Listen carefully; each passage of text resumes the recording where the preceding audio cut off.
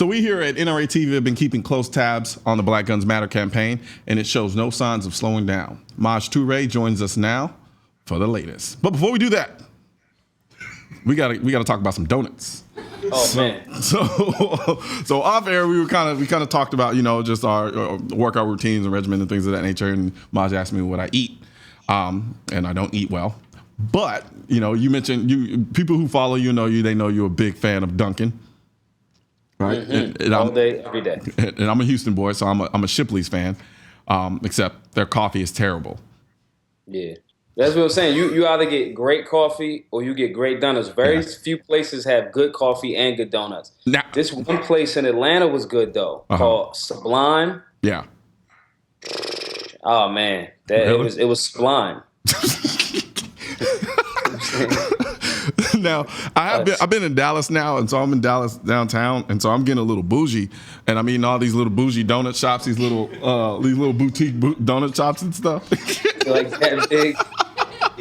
Yeah.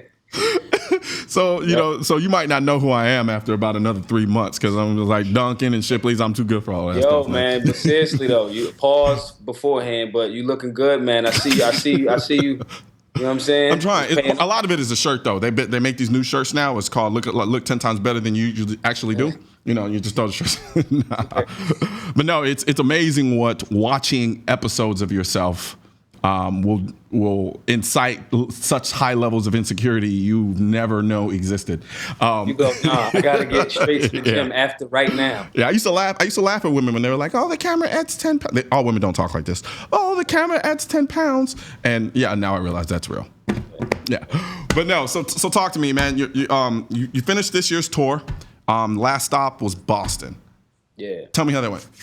Boston was excellent. We did Springfield and Boston, and the right days right after each other. It was amazing. I mean, Massachusetts has they're restrictive, way heavier than Cali, way heavier. You know what I'm saying? And it was so ironic because it was like, okay, this place has a tremendous hand in the American Revolution. So like, what exactly is the point of that? You know what I mean? But it's like California, right? Yeah. Right. California. I saw something that you posted about the ARs being created there, and it's like. What happened? Yeah. But real quick, I just want to point something out real quick. When I brought up, I don't know if you remember that post that I posted about people in California and people telling them they should just move. The one thing people need to understand is because and I brought up the analogy of Texas and how Austin has become kind of almost a breeding ground for an anti-gun culture sentiment, right? And they think, okay, it will never happen here or never happen here. But then now we have places like Boston and California, which were essentially the catalyst for all the things that we love gun-wise. And here, look at them, they're unrecognizable today. My bad. So I just wanted to kind of point that out. I think they get very comfortable in knowing that, traditions always change. Yeah. So I think they forget that, and the comfort level makes you go, you lose your vigilance. Yep. You know what I mean? There's actively people, it's like the richer you get, the higher up the pyramid you go, there's just stronger people that want to push you off the pyramid. Yeah. So I think that was a key post that you made, because I think we get comfortable in that. You know what I mean? And it's comfort is the great maker of cowards, man. So, but Boston, I mean, the people came out. I mean, again, standing room only. We got to look for bigger venues for next year. We're going to do 50 cities. We're going to do every state next year. But man, hold on. Yep. When you coming to Texas, bro? Probably after Detroit. I just realized that the other day. I was like, you've never been to Texas?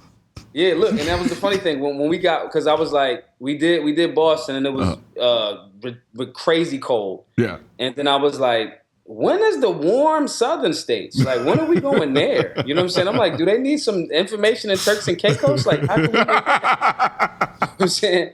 But we're going to hit Texas right after Texas or Florida right after Detroit. But we're going to hit every state next year. Like, that's part of our goal. But Boston was love. Yeah. A lot of people came out. We were able to save about $10,000 for people because we offset the price of the $100 that they normally would have had to spend. That's awesome. To even get in the game. Yeah. So it was love. Yeah, one of the things I noticed that you do on your social media that I like a lot, and I just noticed it today, is you take people who would largely go unrecognized, people who, for all intents and purposes, don't exist to the world, as far as the gun aspect of things, and then you prop them up. I believe the young lady you posted where she finally got her license to carry, things like that. You know, it's that empowerment, that motivation that you put behind people that allows them to be proud. Because I think before I even started with this gun stuff, there was kind of a cloud of taboo when it comes to firearms. You don't talk about it. You know, you kind of stay away from it a little bit, and if you do it secretly and behind closed doors. You know, and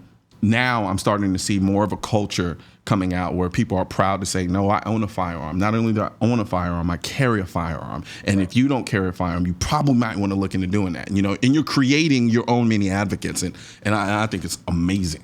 Yo, it's so funny because I'm in places and people are like, oh man, you reposted me like 3 days ago. Retweeted me.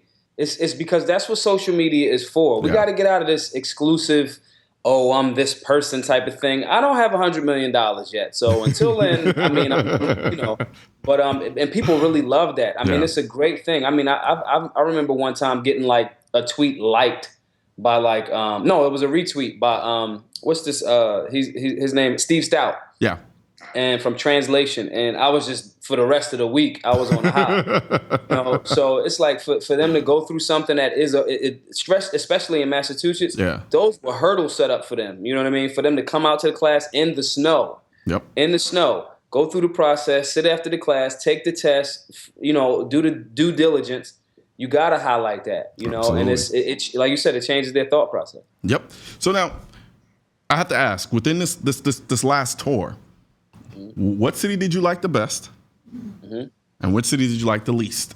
If there is one that you like the least. I gave you an out, so the one that I liked the least was Philly, where I'm from. Really?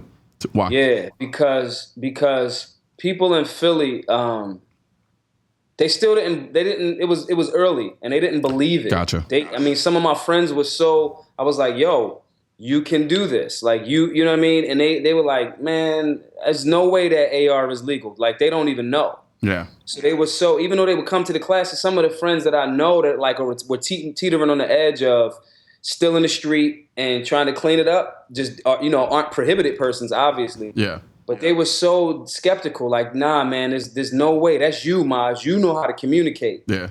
There's no way that I can go in there and buy this $1,500 gun with cash and it's legal and the police not going to come to my door. You know, I had the most amount of skepticism then from Philly. But since doing the tour, everybody's like, yo, so you wasn't lying? You know what I mean? Yeah. And so they're coming around. The best city so far has been, energy-wise, it's been Boston. Yeah.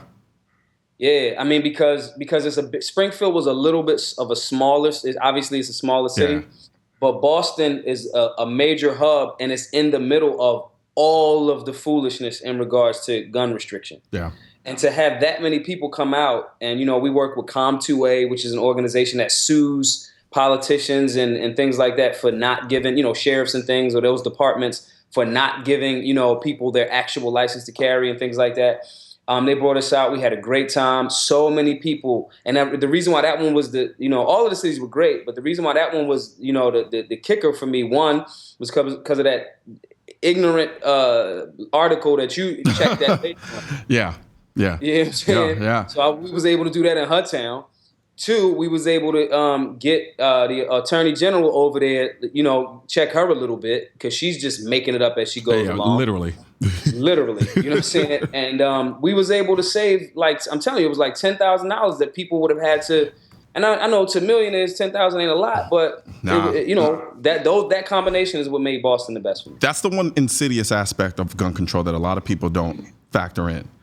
What a lot of people don't understand is they say things like, oh, they're not coming for your guns. They just want to do this and this. No, what they're doing is they're systematically trying to make it more expensive to own a firearm, making it more expensive to carry a firearm. And think about it.